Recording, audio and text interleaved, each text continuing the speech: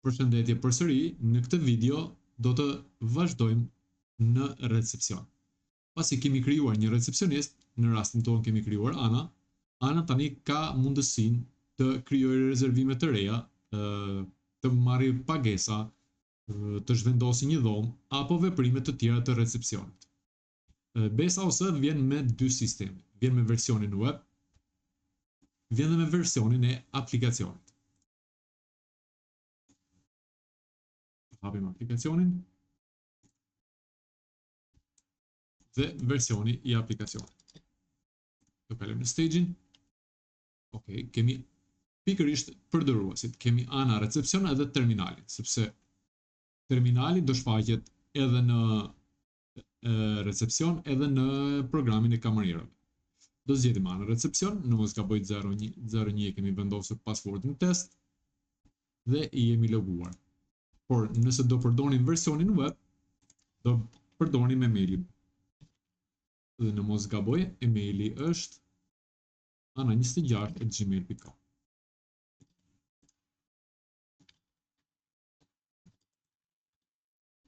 Në këtë moment, edhe ka dhe kalendari. Tani, vetëm pak, kemi Ana recepcion, që është nga aplikacioni dhe nga versioni web. Mund të bëhet një rezervim i ri, po ta shikojmë zgjedhjen datat kur fillon dhe kur mbaron. Është e njëjta gjë, kur fillon dhe kur mbaron rezervimi. Mund ta tërheqim dhe krijojmë një rezervim të ri. Por të krijojmë një rezervim të shkurtër.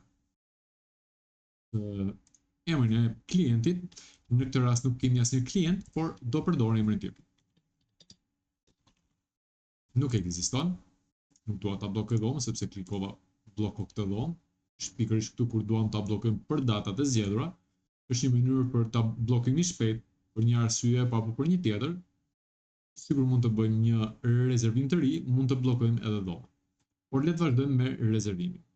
Emrin e personit, shteti Shqipëri, qyteti Durrës, ID personale.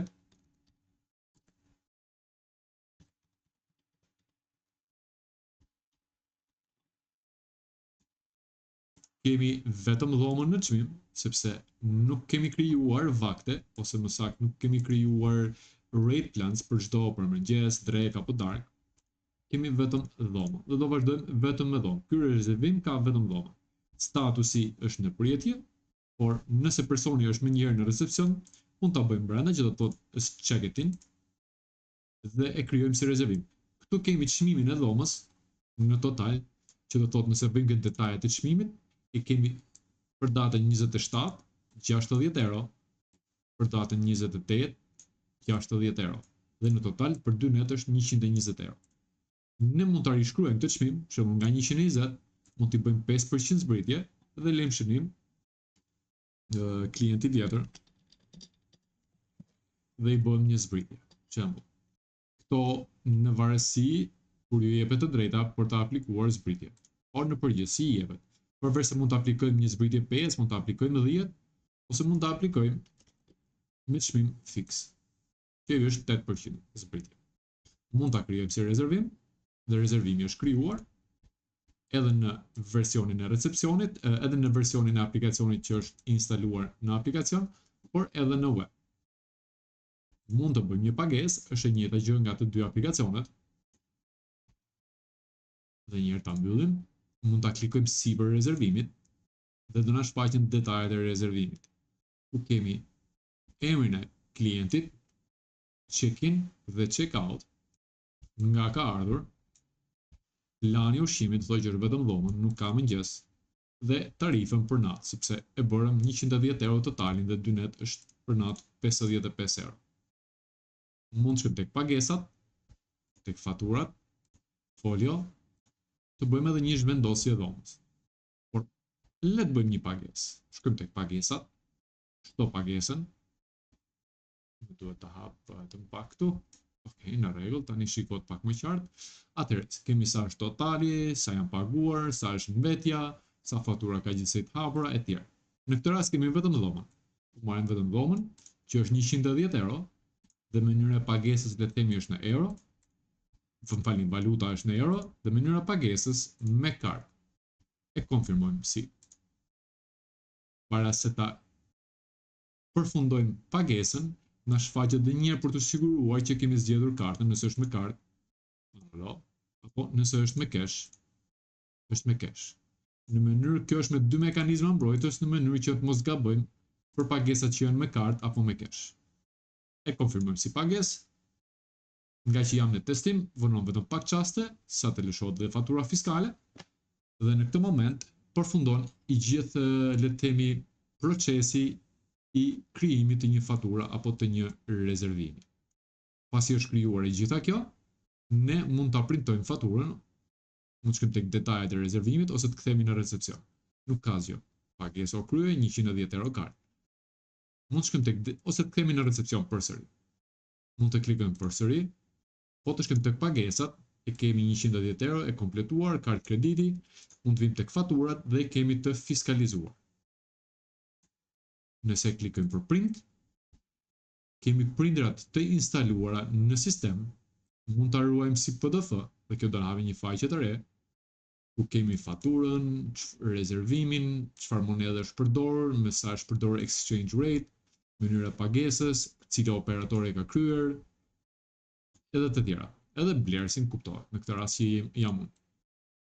Kemi dhoma 103 nga kjo datë deri më këtë datë, sasia 2 net, çmimi me TVSH pa TVSH dhe mbetja për të paguar në lek apo në euro e kemi të gjitha. Dhe mund ta printoni dhe t'ia jepni klientit. Po e mbyll. Po e mbyll edhe këtë pak. Po e mbyllim edhe këtë.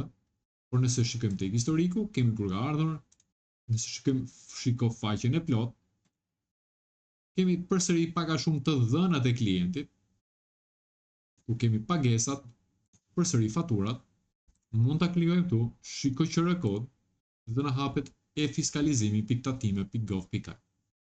Në këtë mënyrë, pasi ta hapet, mund të shikojmë që fatura është e fiskalizuar dhe detajet e blerësit.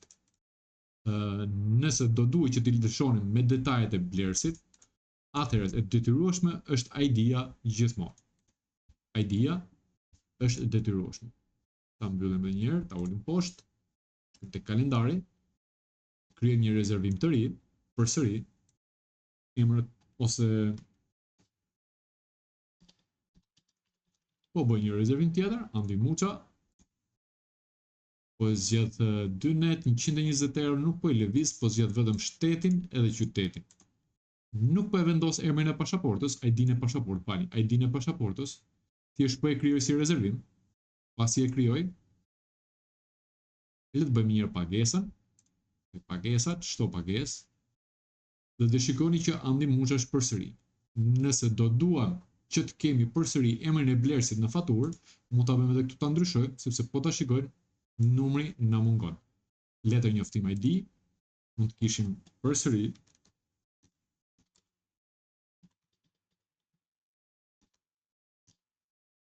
shteti Shqipëri, qyteti nuk ka rëndësi, Vlorë.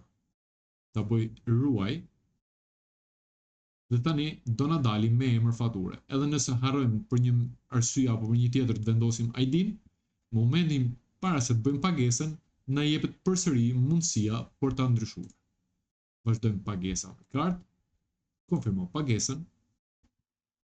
Nëse dikush paguan në lek, do shikojmë që do të tërsohet sa është pagesa në lek.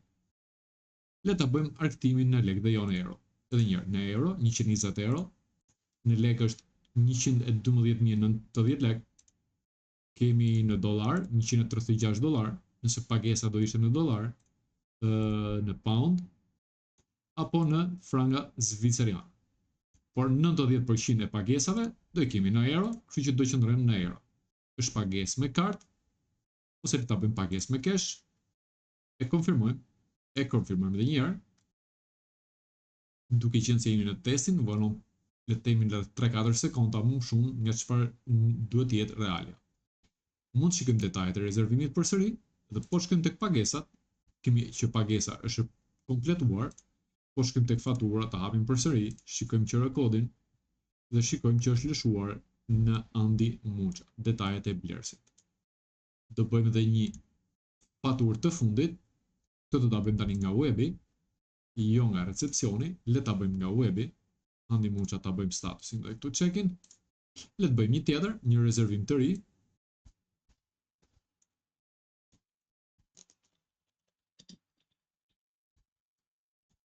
Në rregull, shteti është Albania, qyteti nuk ka rëndësi, Tiranë. Këtu do bëjmë njëri check-in, statusi check-in. 120 euro, e kryejmë si rezervim. Vim këtu tek Naomi, tek pagesat, çdo pagesë. Mund ta bëjmë këtë pak më që të jetë më mirë, okay, këtu. Do zgjedhim euro, mënyra pagesës, kart, nuk ka rëndësi. Konfirmojmë. E konfirmojmë edhe një herë. Atëherë gjithmonë pagesat janë me 2 konfirmime për arsye për të eliminuar le të themi pagesën nëse është me kartë apo cash, sepse nëse është cash ju duhet t'i keni ato fizikisht për t'i dorëzuar. Nëse është me kartë, thjesht do keni kuponin e kartës. Atëherë kemi print off faturën nëse do na duaj, po le të shkojmë te detajet e rezervimit, tek fatura, tek fiskalizimi, shikoj QR kod, e klikojmë dhe nga që nuk kemi përdorur ID-n e personit kur e krijuam si faturë, shikojmë që fatura nuk është lëshuar në emrin e askujt. Thjesht kemi një faturë të fiskalizuar, por jo në emrin e një personi. Thjesht kemi dhomën, 2 net, sa është çmimi e të tjera, por që nuk kemi një emër përdoruesi. Përsëri dhe këtu mund ta printojmë faturën dhe është gati për printim. Atëherë rezervimet praktike këto janë. Pastaj do kemi listën e rezervimeve e tjera. Por le ta mbyllim këtu për të bërë një rezervim kaq ishte.